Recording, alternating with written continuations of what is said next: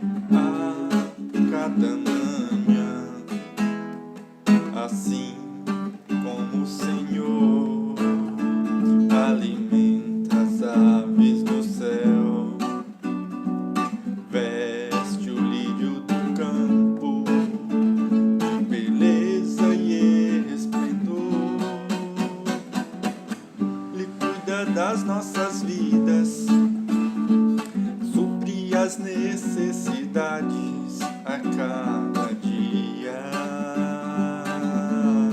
a cada dia, a cada dia, a cada manhã, a cada manhã, a cada manhã, as misericórdias se renovam. A cada manhã, a cada manhã, a cada manhã, as misericórdias se renovam. Cada manhã, quem nos separará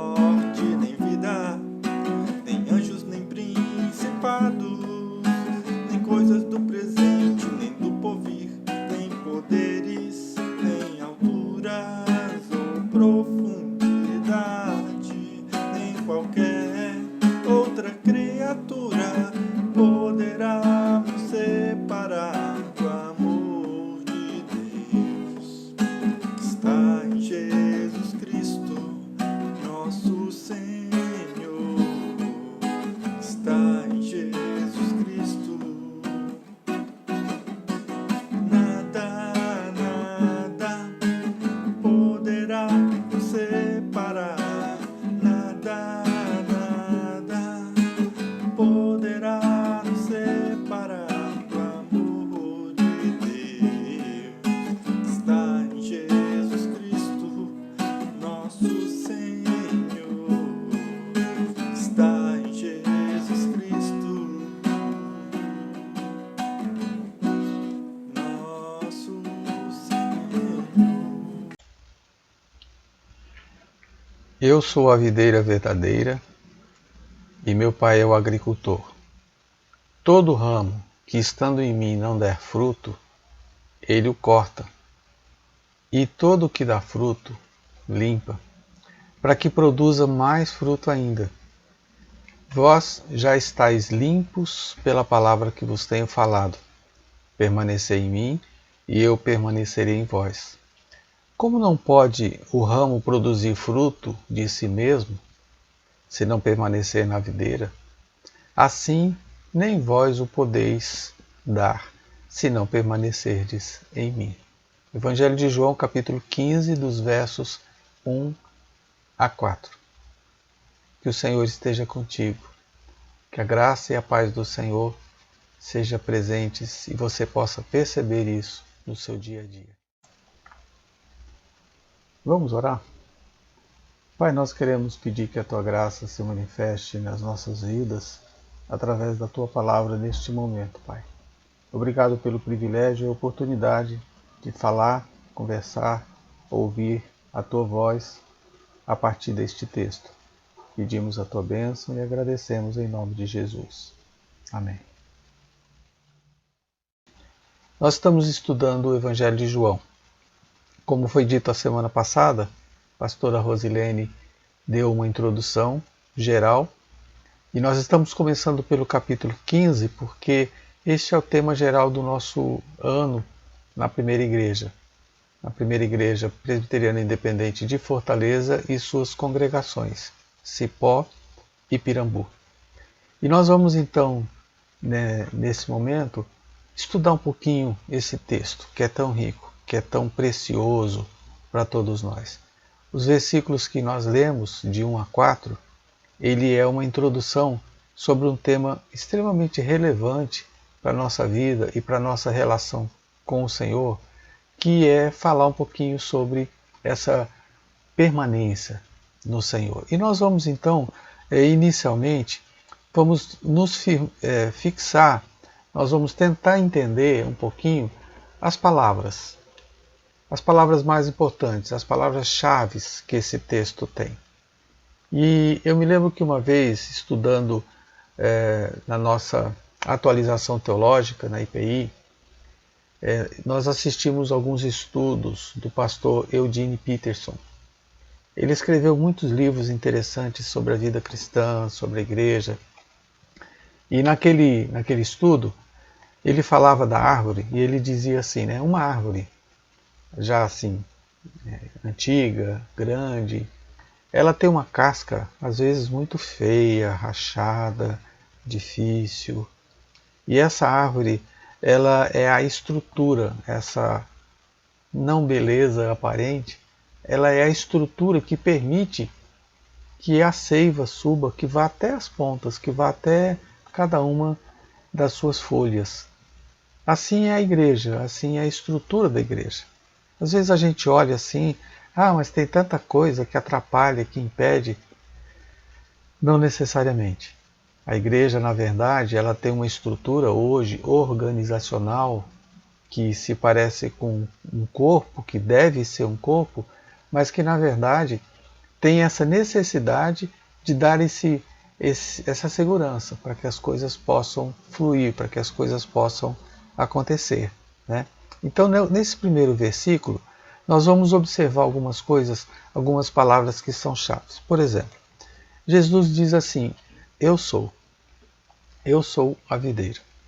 E essa expressão eu sou, é a mesma aquela que Deus disse para Moisés, quando Moisés perguntou: eu vou lá falar com o faraó e com o meu povo, e o que é que eles vão dizer, o que é que eles vão perguntar, como é que eu vou responder para eles diante da pergunta? Quem te mandou? E Deus disse: diga para eles assim: eu sou, te mandou. Uma vez eu lendo um texto de um rabino, e ele dizia assim que Deus não existe, Deus é. Quando se fala de existência, pressupõe uma não existência anterior. E nesse sentido, eu achei muito interessante essa colocação dele, porque demonstra que o nosso Deus é. E Jesus usa esse mesmo termo, e a gente vai ver que ao longo dos evangelhos, né, em João muitas vezes isso acontece, Jesus se identifica com esse eu sou. Eu sou o pão, eu sou a água viva, eu sou a videira. E essa expressão, ele está trazendo para si não esse simplesmente existir, mas essa essência de que ele é o próprio Deus, né? Uma segunda palavra importante aqui é a palavra videira. Normalmente a palavra videira é usada no Antigo Testamento para se referir a Israel. Nem sempre é uma palavra positiva, né? Muitas vezes ela é usada até mesmo de forma ruim, né? Por exemplo, Salmo 80, os versículos 8 a 16, nós vamos falar só do primeiro versículo, diz assim: trouxe uma videira do Egito, expulsaste as nações e a plantaste.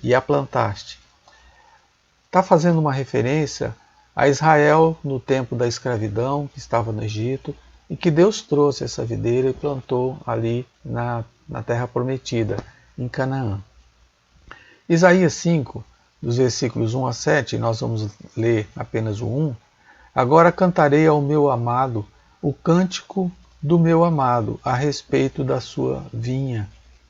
O meu amado teve uma vinha no outeiro fertilíssimo.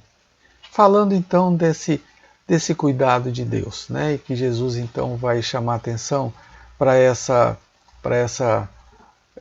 relação, essa analogia, essa comparação que ele faz entre a nossa relação, Deus, Jesus, a igreja, nós, dizendo: eu sou a videira verdadeira e meu pai é o agricultor. No verso 2, nós temos uma nota interessante da Bíblia Genebra que diz assim, né? Nós somos por natureza secos e adequados apenas para o fogo, né? Para fazer uma fogueirinha ali para aquecer. Portanto, para que possamos viver e ser fecundos, devemos primeiro ser enxertados em Cristo, como se fosse uma videira, pela mão do Pai, e então ser moldados diariamente por uma meditação contínua da palavra e da cruz. Caso contrário, de nada valerá a nenhum ser humano ter sido enxertado, a menos que ele se apegue firmemente à videira e assim extraia dela o seu suco. Então veja, é importante a gente entender essa relação, essa figura que Jesus está trazendo, né? E eu quero lembrar aqui que essa analogia que Jesus está fazendo, ela não pode ser interpretada de forma alegórica. A alegoria é um perigo, quando nós tentamos uma interpretação alegórica. Os ramos significam isso, as folhas isso e tal, e a gente vai tentando entender de forma alegórica, isso pode ser prejudicial. Nós precisamos ficar com aquilo que Jesus falou. Eu sou a videira verdadeira, o Pai é o agricultor, e nós, seres humanos, somos os ramos que estamos ligados, vinculados, enxertados nessa videira verdadeira. E aí, o versículo chama atenção para essa expressão, em mim. Nós estamos em Cristo. Esse em é a ideia de estar dentro, né? A água está dentro da vasilha, está em, né? Então nós estamos em Jesus. Jesus é muito maior, a videira é muito grande e nós estamos em Cristo Jesus. É a ideia de estar recebendo a seiva, o alimento do próprio Jesus. E depois uma outra palavra-chave aqui é fruto. A palavra que, nesse contexto, né, o fruto é a uva, que é o fruto da videira. Mas, figuradamente, nós vamos ver o uso da palavra fruto na Bíblia, no Novo Testamento, usado de outras formas. Por exemplo, né, quando, no começo de Lucas, né, quando a Isabel faz uma referência a Maria, por ela estar grávida de Jesus, ela diz assim, bendita és tu entre as mulheres, e bendito o fruto do teu ventre. O fruto aqui, o menino que iria nascer, né, o resultado, né, daquela ação. Então, o fruto aqui tem essa ideia também de uma continuidade, né, de alguma coisa que está produzindo um resultado, é um produto. Né? E como produto, como resultado, o autor aos Hebreus chama atenção assim, né, com relação a, às vezes a gente erra e o Senhor nos repreende, nos chama atenção. Toda disciplina com efeito, no momento não parece ser motivo de alegria, mas de tristeza. Ao depois, entretanto, produz fruto pacífico aos que têm sido por ela exercitados, fruto de justiça. A palavra fruto aqui é também essa ideia de alguma coisa que sai. Né? No nosso caso, seres humanos, são as nossas atitudes, são as nossas ações, como nós nos comportamos com aquilo que nós aprendemos, se aprendemos ou não. Uma outra palavra no versículo 2 que é muito interessante a gente parar um pouquinho para pensar nela, é quando ele fala o verbo tirar. Né? Quando não dá fruto, ele tira. Literalmente, a palavra ali, o verbo ali, é a ideia de levantar. Não é simplesmente de você cortar e jogar fora. Né? Inclusive, há alguns autores que defendem essa ideia de que ali ele não está excluindo o ramo que não está dando fruto, mas ele está levantando. E é o que acontece com a videira, com os viticultores, quando eles percebem que tem um ramo que não está muito bem, eles fazem essa limpeza que Deus vai fazer também em seguida, mas a ideia também de levantar. Né? Mais para frente, como Jesus fala de tirar para jogar no fogo, então por isso se tem trazido essa ideia. Mas não a ideia de que Deus está descontente com você, ou você está perdendo a salvação, ou que você está sendo mandado embora. É muito interessante a gente lembrar disso. Né? E essa palavra tira, né, tirar, que significa também a ideia simbolicamente de levantar, ela é usada, por exemplo, para quando o navio vai levantar a âncora. O verbo tirar ali é tirar a âncora de dentro do mar para colocar para cima para que o navio possa sair. Ou também quando Jesus fala, se você tiver a fé bem pequenininha, né, tamanho de um grão de mostarda, você vai dizer para a montanha, ergue-te e lança-te no mar. Essa palavra que foi traduzida por ergue-te é a palavra tirar, a mesma palavra usada nesse versículo 2. No versículo 3, existe uma afirmação muito importante, que Jesus diz assim, estais limpos. E essa ideia de purificação é aquela mesma ideia que no Antigo Testamento tinha com os levitas, de uma purificação ritual. Né? Quando eles iam para o sacrifício, para as oferendas, para estar lá na frente, eles tinham todo um ritual de purificação. Mas nesse caso aqui, a palavra limpar, que é usado na agricultura, é a ideia de tirar aquilo que está atrapalhando o desenvolvimento do ramo. Isso significa folhas secas, isso significa praga, isso significa qualquer coisa ali. Talvez o sol não esteja batendo de forma boa, né? Tudo aquilo que pode estar atrapalhando. E essa é uma ação que é feita pelo agricultor. O ramo não pode simplesmente tirar uma praga, se limpar nesse sentido. Né? Apesar de que Jesus vai nos responsabilizar pela atitude de permanecer nele, essa santificação, essa purificação é um ato de Deus na nossa vida, e Jesus deixa bem claro como é que isso acontece. Pela palavra. Vós já estáis limpos pela palavra que eu vos tenho dado, que eu vos tenho dito, que eu vos tenho trazido. Né? Na Bíblia, eu creio que você sabe, tem dois termos que são usados para traduzir por nós para a palavra. Né? A palavra logos e a palavra rema. A palavra logos tem a ideia de uma palavra que é para todo mundo, uma palavra geral. Né? E a palavra rema é mais usada de forma específica. Então, no texto aqui, a palavra que Jesus usa é logos. Né? Em Efésios, por exemplo, diz assim, Efésios 5, 26, para que a santificasse, falando da igreja, tendo-a purificado por meio da lavagem de água pela palavra. Essa palavra aqui, usada por Paulo, é rema. Ou seja, Jesus trabalha com cada igreja, com cada situação. Né? Ele vai purificando, santificando pela palavra que ele vai trazendo. Né? Em Apocalipse, nós vemos ali as 7 igrejas, e cada um tinha um problema diferente, e a mensagem era específica para cada situação. Era uma palavra rema para cada uma daquelas igrejas. Né? Em João 17, quando Jesus está orando pelos seus discípulos e por nós, no versículo 17, ele diz assim, santifica-os na verdade. A tua palavra, logos, é a verdade. A palavra de Deus, a palavra que nos purifica, que nos santifica, que nos separa, é a palavra de Deus, é a palavra logos. Que na verdade é aquilo que Jesus tem falado. Hoje nós temos a Bíblia, vemos ali a ação de Deus nas nossas vidas, né?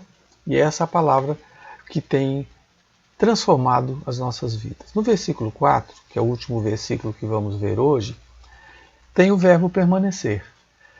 E esse verbo permanecer, permanecer em mim, é uma ideia de lugar, né? Não é simplesmente emocional. A ideia é uma ideia de lugar, de estar junto com Jesus, de caminhar com Jesus, de estar ligado a Ele. É uma ideia de permanecer e que também Ele não vai nos dispensar. Ele também tem esse prazer de estar conosco, de cuidar de cada um de nós. Como é que nós podemos ver esses versículos todos de forma conjunta? Né? Como é que nós podemos interpretar? Nós observamos ali o significado de algumas palavras-chave, as ideias, e a gente precisa agora então interpretar isso. Né? Jesus ilustra essa relação interpessoal que ele quer ter conosco a partir dessa ideia de uma figueira, de uma videira, desculpa, que era o símbolo de Israel, e agora, obviamente, a gente pode transferir isso para a igreja, os seus ramos, que produzem fruto, ou não. Então, essa relação é que Jesus quer falar, disso que ele está tratando, né, de uma forma geral. À primeira vista, esse verbo cortar aí, ele pode também significar, como a gente viu, levantar. A ideia de Jesus não é excluir. A ideia de Jesus não é afastar a gente dele, né? Mas é de proporcionar a gente uma limpeza para que a gente possa produzir. Né? No Novo Testamento é usado, como nós vimos, a ideia da âncora, a ideia da montanha, que vai ser lançada no mar e tudo mais, mas que ele quer, na verdade, tratar com a gente. Em contraste, Jesus afirma que o Pai é o agricultor. Então, nós temos aqui três situações, né?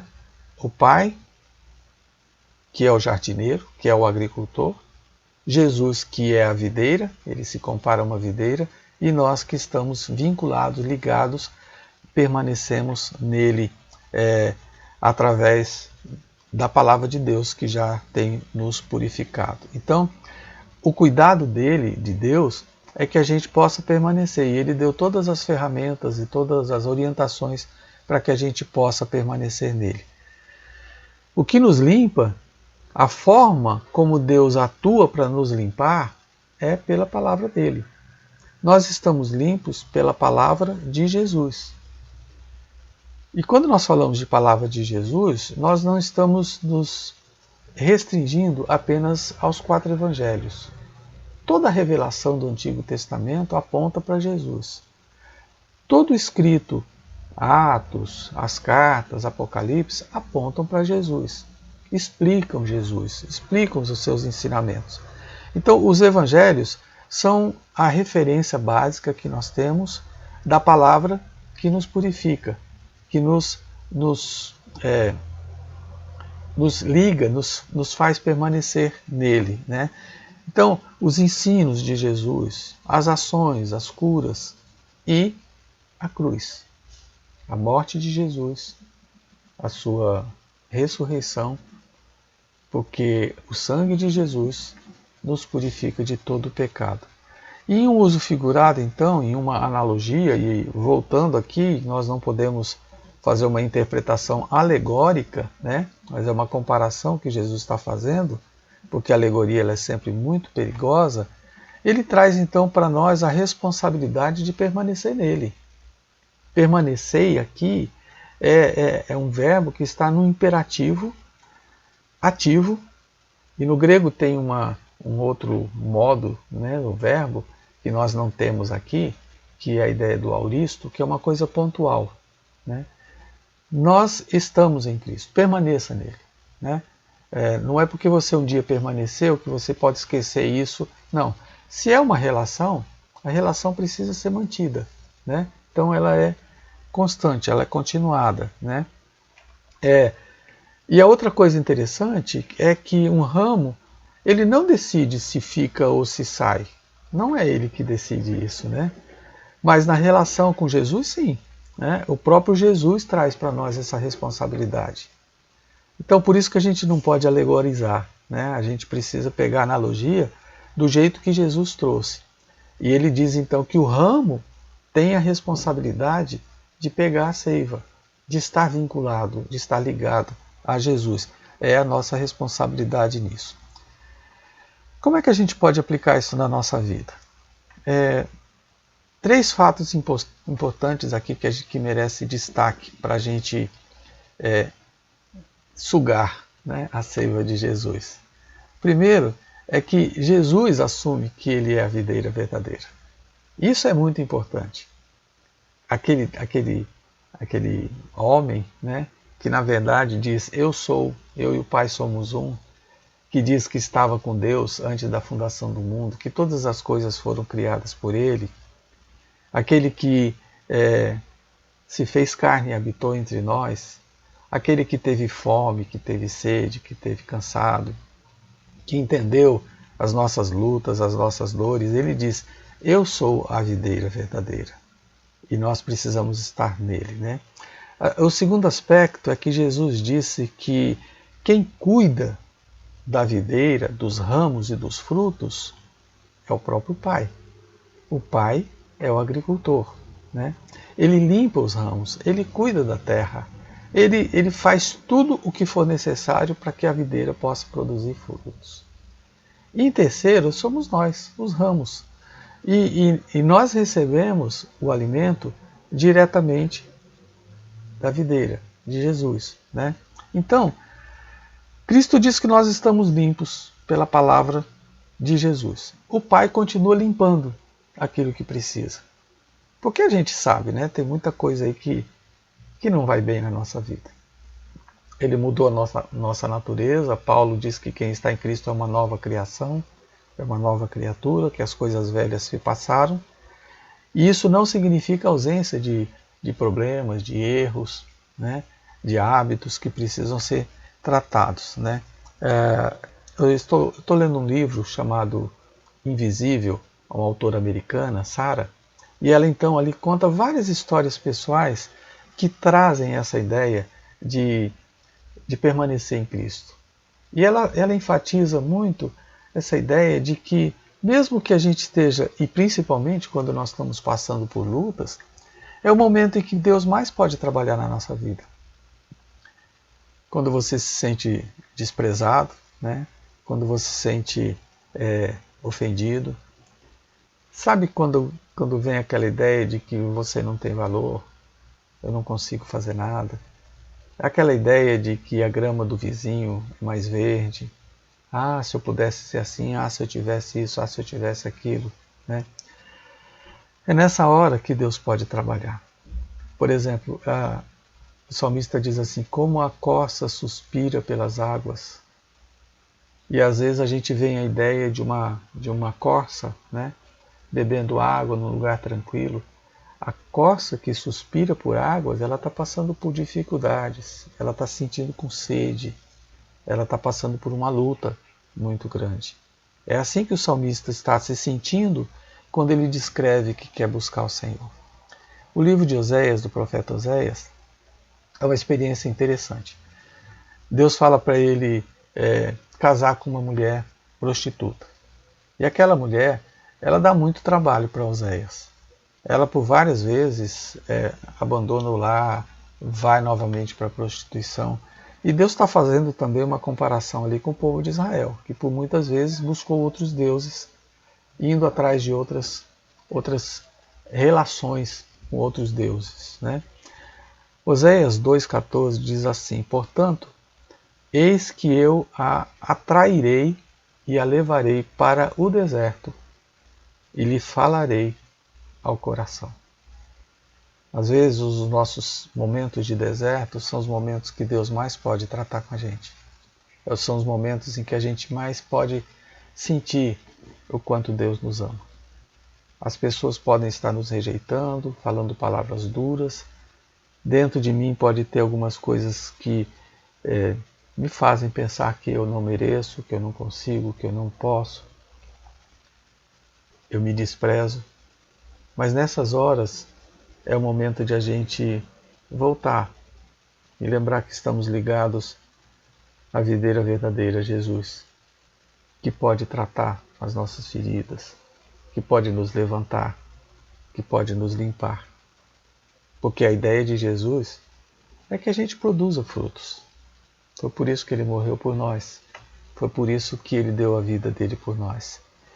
Em tantos outros ensinamentos, como esses que estão aqui nos versos 15, é esse cuidado do agricultor com as nossas feridas. O cuidado de Deus conosco. Esse nosso sentimento de incapacidade, eu diria que são, às vezes, muito fortes na nossa vida, né? Muitos de nós nos sentimos assim, sem condições. Eu acho que isso é um destaque que nós podemos dar nesse estudo hoje. Os nossos tempos de deserto, na verdade, são momentos que Deus pode usar para tratar as nossas feridas, a nossa autoestima, porque se permanecermos nele, ele permanecerá em nós. Que Deus assim nos abençoe. Quinta-feira tem mais. Nós esperamos você neste mesmo canal do YouTube para que possamos continuar estudando o Evangelho de João, capítulo 15. Vamos ver dos versos 15 em diante. Ok? Deus te abençoe e fique na paz. E nos desertos da vida, aproveite para se aproximar do Senhor, porque Jesus é a nossa videira verdadeira e nele nós temos a segurança. Vamos orar? Obrigado, Senhor Deus, por esse momento e que a tua graça, que a tua paz, que o teu amor, que a presença do Espírito Santo esteja conosco em todos os momentos e assim possamos, Senhor Deus, sentir o teu cuidado conosco. Em nome de Jesus. Amém. Fique com Deus e até a próxima.